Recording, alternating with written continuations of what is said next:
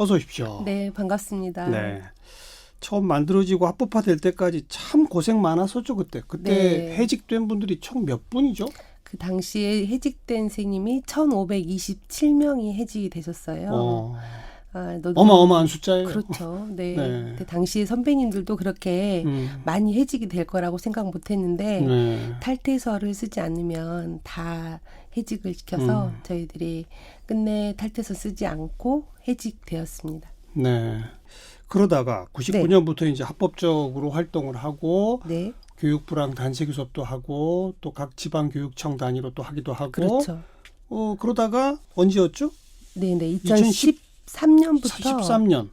이제 네. 이 전교조의 그러니까 법의 노조로 만들려고 하는 여러 가지 그랬죠. 일들이 있었고요. 전교조법이 따로 있죠. 노동조합법이 아니라. 네, 저희는 교원노조법에 적용을 받게 돼 그렇죠. 있어요. 근데 그 교원노조법에 조합원의 자격이 현직 네. 교사로 돼 있나요? 네, 교원노조법에는 현직 교사로 돼 있고 전교조의 규약이나 규정에는 해직된 교사를 조합원으로 할 수 있게 돼 있어요. 그렇죠. 네. 근데 바로 그 해직된 교사를 조합원을 할 수 있는 그거가 잘못됐으니 고쳐라. 네. 이랬던 거죠. 그렇죠. 근데 저희는 그 규약을 고치지 않았어요. 이제 네.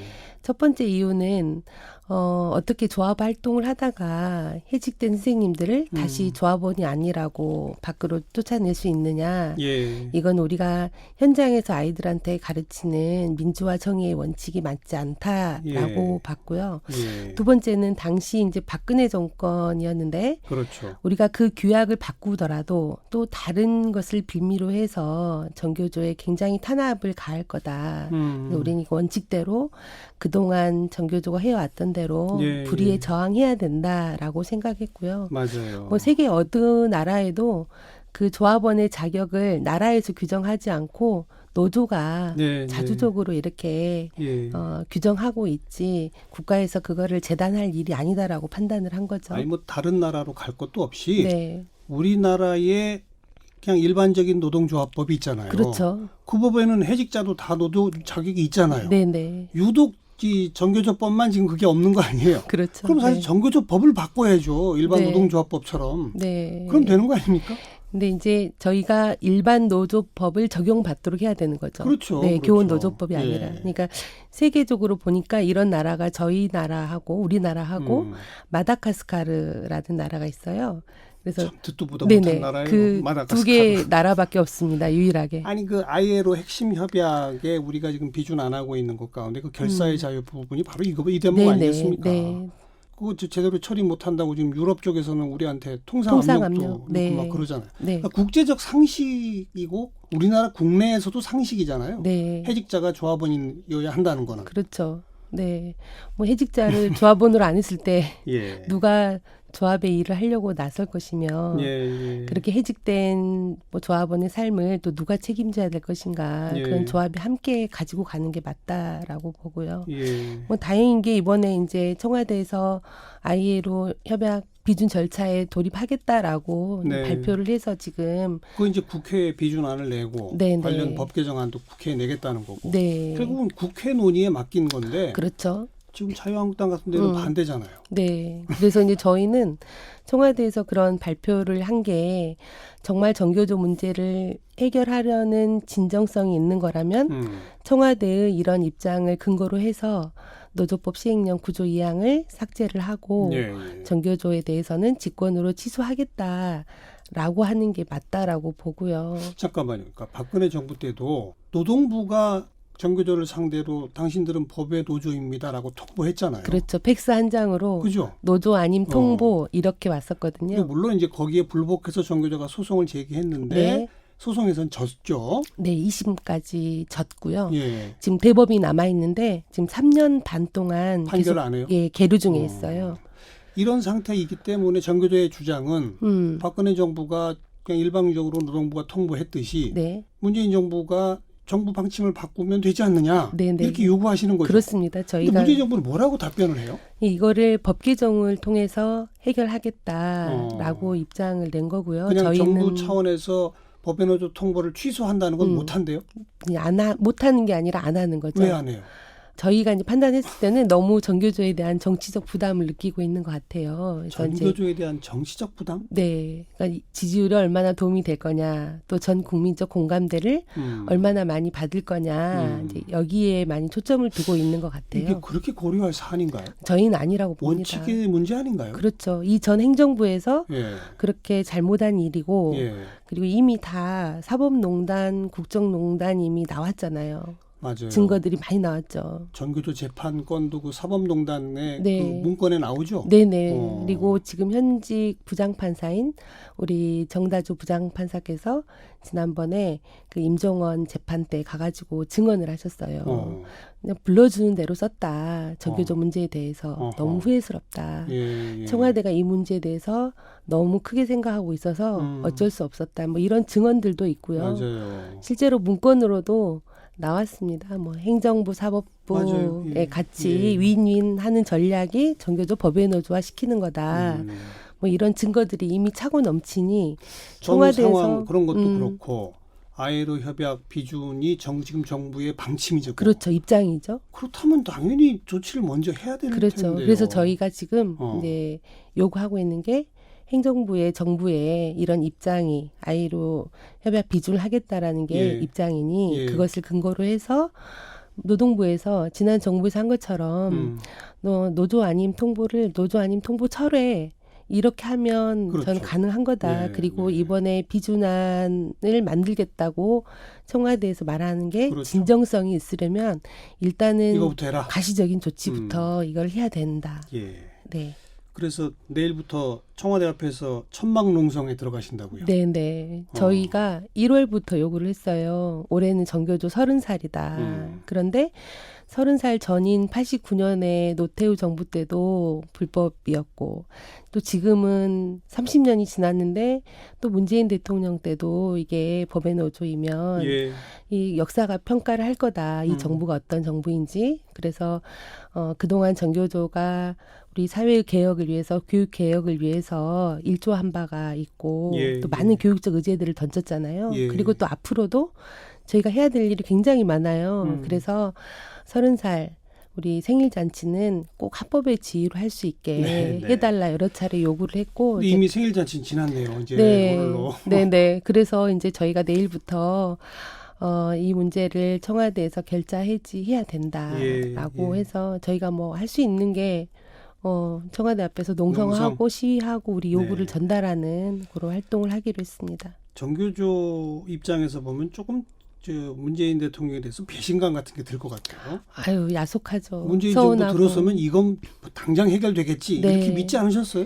실제로 후보 시절에 예. 저희 만나서 그러니까요. 그런 약속을 했습니다. 예. 이건 당선되면 우선적으로 해결할 일이다. 해결해 주겠다 예. 했는데 안 한 거고 2년이 지났는데. 그렇죠. 예. 그리고 또 이제 지자체 선거 끝나면 이 문제 해결되겠다 했는데 뭐 민주당 압승이었잖아요. 네. 뭐 진보 교육감도 14분 당선되었는데도 불구하고 또 그때도 안 된 거고 법계적으로 가겠다 네. 뭐 이렇게 이야기를 해서 예. 굉장히 많이 서운하기도 하고 답답하기도 하고 야속하고. 네 작년에 또 저희 정교조 위원장이 요 문제를 해결하려고 한 달을 단식 투쟁을 하셨어요. 네, 네. 네, 그때도 저희 이제 조합원 선생님들이 많이 우셨고 왜 이 문제를 이렇게 해결하지 않는 건지 많이 서운함이 있습니다. 네. 네.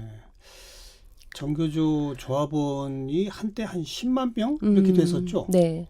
근데 지금은 좀 많이 줄었다면서요. 한 5만여 명, 5만에서 6만 이렇게 되는데요. 왜 그렇게 줄었어요? 저는 이제 뭐 숫자적으로 보면 줄었지만 이명박 박근혜 정권 10년 그리고 또 정교조 법외노조로 탄압받았던 이 6년의 그 시간 동안 우리 선생님들이 탈퇴하지 않고 5만 이상의 예, 조합원을 유지하고 있다는 거는 저는 개인적으로 상당히 자랑스럽게 생각하고요.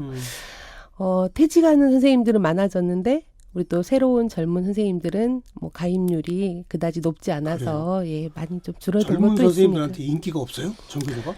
인기가 없는 건 아니고 많이 학교 현장에서 정교조 선생님들이 또 정교조가 어떤 단체 협약을 맺고 활동을 한 거에 대해서는 다들 네. 인정을 합니다. 예, 근데 예. 실제로 그 협약 맺은 사안들이 전교조 선생님에게만 적용되는 게 아니라 모든 교사들이 다 당연하죠. 혜택을 받고 있기 당연하죠. 때문에 내가 뭐 딱히 전교조 조합을 가입할 필요성들을 좀 못 느끼고 있는 것도 같고요. 또 어찌 보면 뭐 전교조에 이렇게 강한 뭐 정치적 색채를 띄었던 이전의 활동에 대한 좀 부담들도 있으신 것 같고요.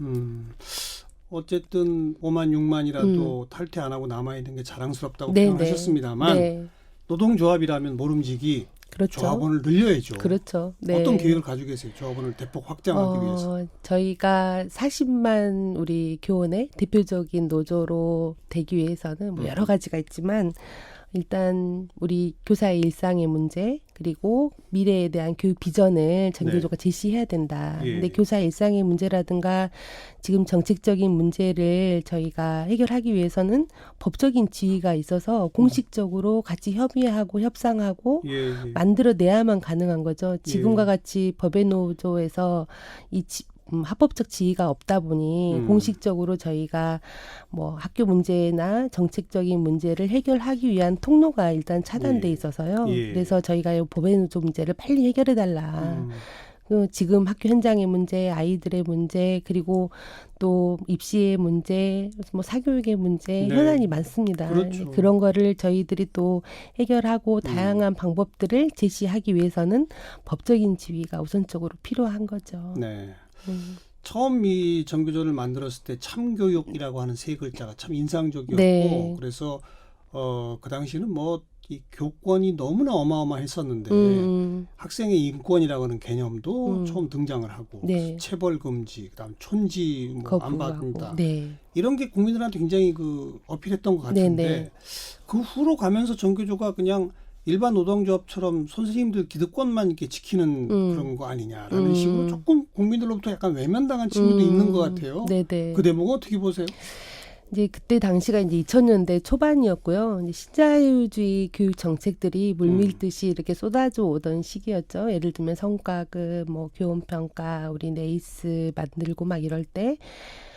이런 정책들이 실제로 보면 학교 안에서 우리 교사들과 아이들의 삶을 굉장히 영향을 많이 끼칩니다. 예. 뭐 교원평가도 그렇고 부적절한 교사를 판별하겠다라고 만들어졌지만 실제 지금 보면 교원평가로 인해서 아이들과 교사와 학부모 간 신뢰가 다 깨어져 버린 상황이거든요. 네. 근데 그래서 저희들이 이제 반대를 한 건데 다만 이제 아쉬운 거는 그 과정에서 정말 국민들과 소통하면서 우리가 왜 반대하는지 그런 충분히 뜻을 알리고 설득하고 했어야 되는데 그런 과정이 좀 부족하지 않았나 하는 성찰은 좀 있습니다. 교원 평가라고 하는 쟁점이 그때 있었군요. 그렇죠. 그리고 이제 또 요즘은 정교조의 공으로 학생 인권 뭐 이런 것들이 신장되고 하는 건 참 그 긍정적 측면인데 반대로 요즘 또 교권에 대한 침해. 네. 학부모나 학생들이 교사들을 너무 함부로 대한다고 뭐. 근데 저희는 이 교권이 단순히 그 교사의 권리를 넘어서서 넓게 보면 교육할 수 있는 권리, 또 교육을 받을 수 있는 권리를 그렇죠. 저희가 넓은 의미의 교권이라고 생각하고 있습니다. 예. 그래서 정말 교권을 우리가 확장하고 지킨다는 거는 그만큼 아이들에게 잘 가르칠 수 있는 선생님들의 권한의 문제라고 보고요. 예. 저는 이제 이렇게 뭐 학교 현장에서 교권이 추락한 원인을 우리가 먼저 좀 찾아봐야 되지 않을까. 그래서 그 원인을 우리가 하나씩 대안을 찾아가는 그 과정이 돼야 되는데 네. 무엇보다 교사와 학부모와 학생들 사이의 신뢰의 문제, 신뢰. 그다음에 공동체가 좀 파괴된 문제, 그리고 공동체. 교육부 어떤 제도적인 부분들. 그러니까 예를 들면 체벌을 금지했는데 그럼 체벌을 금지하는 대신 어떤 다른 제도로 이 학생들과의 관계를 유지하면서 예, 교육을 할 수 있을 것인지 구체적인 제도는 또 보완을 하지 않았다는 거죠. 그래서 그렇군요. 일정 정도 그런 제도의 문제도 있다고 보고요. 네. 알겠습니다. 이제 그게 그런 것들이 지금 저랑 대나무 네. 나오면서 나온 것들이 앞으로 해야 할 과제가 되는 그렇죠. 것이고 네. 그 과제를 제대로 하기 위해서라도 빨리 이 법의 노조 문제가 해결되어야 한다. 그 네. 말씀이고 네. 오늘 30주년 되는 생일날 문재인 대통령한테 마지막으로 한마디 해보세요. 정말 30주년에 기적 같은 선물이 있었으면 좋겠다. 우리 정교조 선생님들께서 그동안 흘렸던 눈물을 지금은 닦아주실 때가 되지 않았나 하는 생각이 들고요. 예. 대한민국의 교육을 위해서 우리 아이들의 삶을 위해서 하루빨리 직권 취소되고 우리가 법적인 지위를 좀 가질 수 있도록 알겠습니다. 해주셨으면 좋겠습니다. 정교조의 김현진 수석 부위원장이었습니다. 고맙습니다. 네, 고맙습니다.